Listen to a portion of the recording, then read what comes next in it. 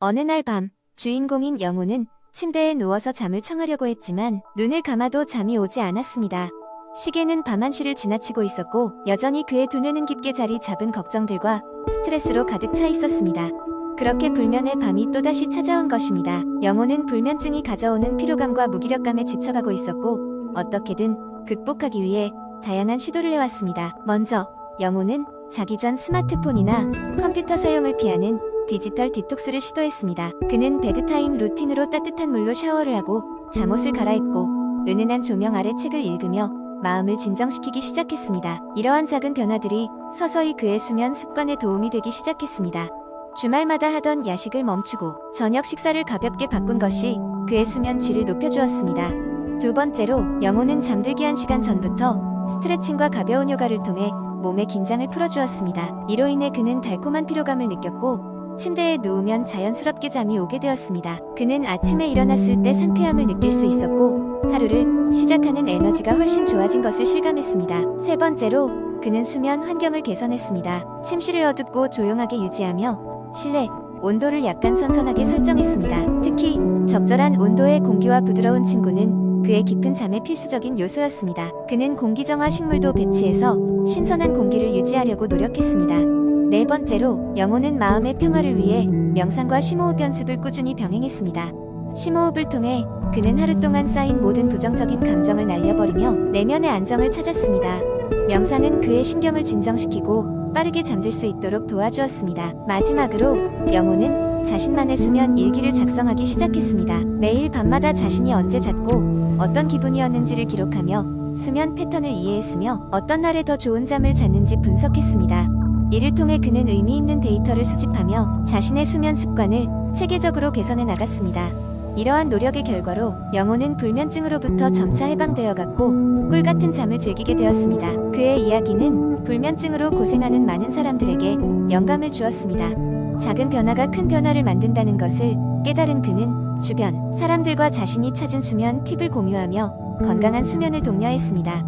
매일 밤 찾아오는 꿀잠은 이제 그의 소중한 일상으로 완전히 자리 잡았습니다. 두 번째 이야기 한적한 시골 마을에 사는 미나는 요즘 들어 늘어난 업무량과 인생의 다양한 스트레스로 인해 지친 나날을 보내고 있었다. 그녀의 아침은 항상 분주하고 낮 시간 동안의 긴 업무 시간은 그녀를 더욱 피곤하게 만들었다. 이런 상황 속에서 그녀는 자신의 건강이 점점 나빠지는 것을 느끼기 시작했다. 면역력이 약해졌는지 감기도 잦았고 만성 피로가 쌓여갔다. 그러던 어느 날 미나는 우연히 도서관에서 쏠마을의 명상학교라는 오래된 책을 발견하게 되었다. 이 책은 스트레스 해소와 면역력 강화에 도움이 되는 다양한 명상법들을 소개하며 인간의 마음과 몸이 조화롭게 연결되어 있다는 철학을 담고 있었다. 집에 돌아온 미나는 책을 펼치며 명상의 기초를 배우기 시작했다. 그녀는 매일 아침 일어나면 눈을 살짝 감고 의자에 편히 앉아 손은 무릎에 얹은 채 짚고 천천히 호흡하는 연습을 했다. 책에 따르면 이 간단한 호흡 명상은 마음을 고요하게 만들고 신체의 면역 체계를 강화하는데 도움이 된다고 했다. 명상을 시작한 지 일주일이 지났을 때 그녀는 스스로 몸에 조금씩 변화가 일어나는 것을 느꼈다. 아침에 눈을 뜨면 예전처럼 피곤함이 몰려오지 않았고 하루 종일 작은 일에도 민감하게 반응하던 자신이 한결 여유로워진 것 같았다. 이후로 미나는 명상의 시간과 방법을 조금씩 늘려갔다. 초보자를 위한 5분 명상을 넘어 그녀는 15분 이상 지속되는 집중 명상에 도전했다. 이 명상법은 몸과 마음을 하나로 모으는 데 집중하는 것이 핵심이었다. 특히 집중할 때는 특정한 이미지나 단어를 마음속에 떠올리거나 명상음악을 활용하기도 했다. 그녀는 이 과정에서 스스로를 깊이 이해하게 되었으며 내면의 평화를 찾을 수 있었다. 또한 그녀는 명상이 단순히 마음의 안정뿐만 아니라 실제로 면역력을 강화하는 데에도 도움을 준다는 것을 알게 되었다. 책에 따르면 스트레스가 줄어들면 코르티솔과 같은 스트레스 호르몬의 수치가 감소하고 이는 면역세포의 활성화를 돕는다. 몇 달 후 그녀는 그렇게 쉽게 감기에 걸리지 않았고 잔병치레도 줄어든 것을 깨달았다. 그녀가 명상을 통해 얻게 된 경험은 단지 건강의 회복뿐만 아니라 삶을 대하는 태도까지 변하게 했다. 미나는 명상을 통해 얻게 된 안정감과 평화를 주변 사람들과 나누고 싶었다. 그래서 그녀는 마을의 작은 모임에서 명상법을 가르치기 시작했다. 처음에는 소수의 사람들이 참여했지만 점점 더 많은 사람들이 그녀의 모임에 찾아왔고 함께 명상을 하며 삶의 질을 높여갔다. 이렇듯 미나는 명상을 통해 지친 마음과 몸을 회복하고 주변 사람들에게도 긍정적인 영향을 미치며 더 나은 삶을 살 수 있었다. 그녀는 오늘도 명상의 힘을 믿으며 진정한 평화를 찾아나가고 있다. 세 번째 이야기. 바람이 선선하게 불어오던 어느 가을 아침, 지영은 아침 식사를 준비하며 건강을 챙길 방법에 대해 고민하고 있었다. 최근 들어 업무 스트레스가 많아지고 체력이 점점 떨어지는 것이 느껴졌기 때문이다. 그녀는 인터넷을 뒤지면서 슈퍼푸드라는 단어에 주목하게 되었다. 슈퍼푸드라 들어본 것 같기도 하고 라고 생각하며 지영은 본격적으로 슈퍼푸드를 알아보기 시작했다. 먼저 그녀가 찾아본 것은 블루베리였다. 블루베리는 항산화제가 풍부하여 노화 방지에 도움이 되고 기억력 향상에도 좋다고 한다. 마침 냉장고 안에 블루베리가 있었기에 요거트에 넣어 간단한 아침을 만들어 먹었다. 새콤달콤한 맛이 기분 좋게 입맛을 돋구었다. 그 다음으로 그녀의 눈에 들어온 것은 케일이었다. 케일은 채소 중에서도 가장 영양가가 높은 편에 속하며 비타민 K와 비타민 C가 풍부하다는 사실에 매력을 느꼈다. 그날 저녁, 지영은 케일 샐러드에 구운 닭가슴살을 얹어 건강한 저녁을 준비했다. 세 번째로 흥미로웠던 슈퍼푸드는 퀴노아였다. 고단백이며 글루텐이 없어서 최근에 특히 인기를 끌고 있는 곡물이다. 다음날 점심, 지영은 퀴노아를 이용해 한 끼를 차렸다. 퀴노아를 씻어 삶아놓고 제철 채소와 함께 비빔밥처럼 만들어 먹었더니 든든했다. 꿀맛 같은 궁합으로 빠질 수 없는 아보카도를 네 번째로 선택했다. 아보카도는 좋은 지방을 함유하고 있어서 지영의 피부 건강에도 좋을 것 같았다. 그래서 주말에는 아보카도를 얇게 슬라이스해 토스트 위에 올려 간단한 브런치를 즐겼다. 다섯 번째 슈퍼푸드는 고구마였다. 고구마는 식이섬유가 풍부해서 포만감을 주면서도 칼로리가 낮다. 지영은 고구마를 삶아 두었다가 간식으로 든든히 먹곤 했는데 매번 포만감이 오래 가서 좋았다. 여섯 번째, 고등어와 같은 등푸른 생선은 오메가3 지방산이 많아 뇌 건강을 챙길 수 있는데 안성맞춤이었다. 주말이 되자 지영은 장을 보아 신선한 고등어를 구워 소박한 저녁상을 차렸다. 일곱 번째는 견과류였다. 아몬드나 호두 같은 견과류는 지영의 데일리 순행이었다. 매일 한 줌의 견과류가 지영의 에너지를 북돋아 주었고 공부나 일할 때 집중력을 높여주는 것 같았다. 여덟 번째로는 건포도가 떠올랐다. 건포도는 출출할 때 가볍게 당겨 먹기 좋으면서도 철분과 항산화 성분이 많다. 그녀는 건포도를 오트밀에 넣어 먹는 것을 특히 좋아했다. 아홉 번째는 토마토다.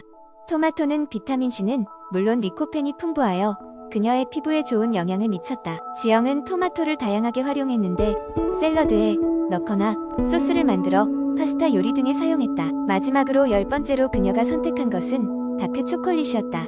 항산화 기능이 뛰어날 뿐 아니라 기분도 좋게 만들어줘 때때로 스트레스를 받을 때 한두 조각씩 음미하는 것이 일상이 되었다.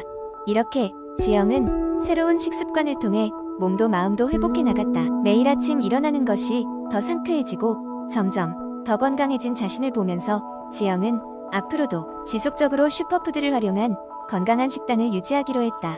이 이야기가 독자에게도 건강을 챙기는 작은 계기가 되길 바란다. 네 번째 이야기한 때 나는 늘어나는 허리 통증과 함께 하루하루를 보내고 있었다. 아침에 일어나기도 힘들 만큼의 통증은 나를 괴롭혔고 더 이상 이렇게 살아선 안 될 것 같다는 생각이 들었다. 그래서 나는 척추 건강에 대해 공부해보기로 했다.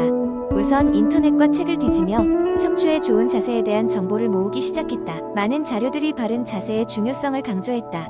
예를 들어 앉아있을 때는 허리를 곧게 펴고 어깨는 뒤로 젖힌 채 앉는 것이 좋다고 했다. 또 모니터는 눈높이에 맞추고 앉을 때 당하지 않게 무릎이 고관절보다 높도록 발받침을 사용하는 것도 좋은 방법이었다. 하지만 단지 자세를 바로잡는 것만으로는 충분하지 않다는 사실을 깨달았다.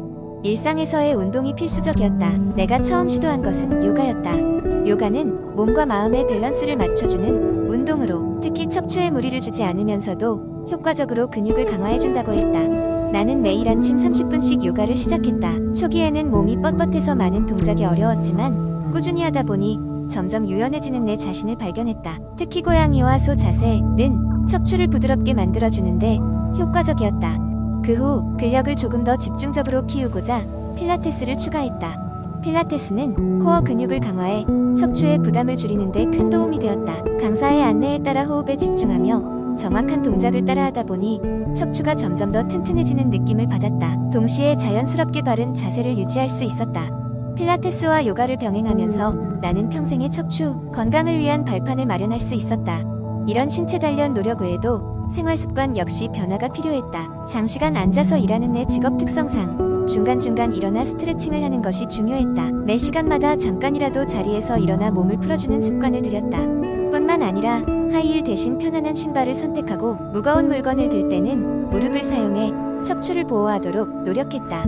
마침내 의사와의 상담 후 나는 내 노력의 결실을 확인할 수 있었다. 허리 통증은 점차 사라졌고 나는 예전보다 활기찬 일상을 보낼 수 있었다. 척추 건강을 위한 올바른 자세와 운동법이 얼마나 중요한지를 몸소 체험하면서 남들에게도 이 방법을 권하고 있다. 나의 이 긴 여정은 비단 나 자신의 건강을 넘어 가족과 친구들의 건강에도 긍정적인 영향을 미쳤다. 이 이야기를 통해 많은 사람들이 척추 건강의 중요성을 깨닫고 적극적으로 몸을 돌보는데 도움이 되기를 바란다.